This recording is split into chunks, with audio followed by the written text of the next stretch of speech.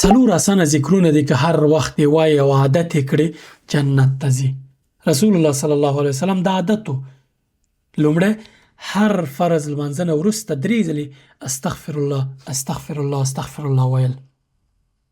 دویم کله چې د خوب بسترې ته تللې ویده کېدلې 3 ځله دا ذکر وایه: استغفر الله الذي لا اله الا هو الحي القيوم واتوب الیه. د دې ذکر په اړه رسول الله صلی الله علیه وسلم فرمایي کله چې انسان د خوب بسترې ته ځي او همدغه ذکر ووایي 3 ځله د ده ګناهونه به وبخښل شي ان که د بحر د زک په اندازه وي.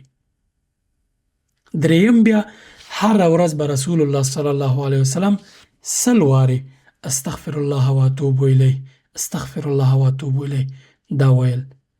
په یوه حدیث کې 70 ځله کم تر کمه راځي، بل حدیث کې 100 ځله راځي. ښه ده چې 100 ځله وویل شي. دا د عادت که هره ورځ 100 دفعې استغفر الله واتوب الیه وایه. یوازې 2 دقیقې وخت شاوخوا نیسي. څلورم بیا سید الاستغفار ده. د استغفار یا د بخښنې غوښتنو تر ټولو لوړ ذکر. رسول الله صلی الله علیه وسلم به سهار او ماښام دا ذکر کاوه او په دې اړه فرمایي څوک چې سهار دغه ذکر وکړي تر ماښامه دی په دغه ورځ مړ شي الله پاک به دی جنت ته بوځي، او ماښام چې یې ووایي تر سهاره پورې که دی مړ شي دی به الله پاک جنت ته بوځي. هغه څه شی دی؟ اللهم انت ربي لا اله الا انت خلقتني وانا عبدك وانا على عهدك ووعدك ما استطعت اعوذ بك من شر ما صنعت ابوء لك بنعمتك علي وابوء لك بذنبي فاغفر لي فانه لا يغفر الذنوب الا انت. دغه ذکرونو سکرین شاټونه واخله، د ویډیو اول نه د 4 واړو سکرین شاټونه واخله، روزانه د عادت کا ځان ته په موبایل کې ریمایندر لګاوه.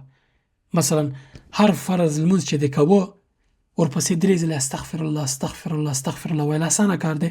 هر دفعه چې د خوب بسترې ته تلې موبایل دې راخله، دا سکرین شاټ ګوره، همدا دعا وایه چې استغفر الله الذي لا اله الا هو الحي القيوم واتوب الیه.